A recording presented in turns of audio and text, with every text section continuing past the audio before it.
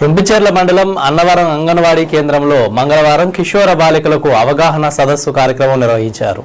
ఈ సందర్భంగా సిడిపిఓ ఉమామహేశ్వరి మాట్లాడుతూ బాలికలకు పరిశుభ్రత, బాల్య వివాహాల నిరోధం చట్టాలపై అవగాహన కల్పించారు. విద్యార్థులకు సరైన ఆహారాన్ని అందించాలని సూచించారు. ఈ కార్యక్రమంలో సూపర్వైజర్, అంగన్వాడీ కార్యకర్తలు పాల్గొన్నారు.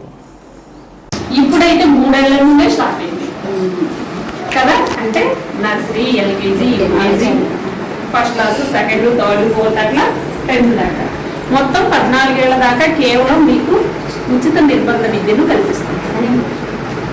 ఇది ఈ చైల్డ్ రైట్స్ లో ఒక భాగం.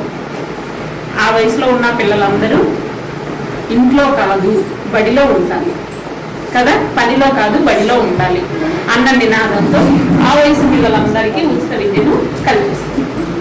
తర్వాత 10th అయిపోయాక మనకి సమ్మర్ క్యాంపులు ఇవన్నీ నిర్వహిస్తున్నారు.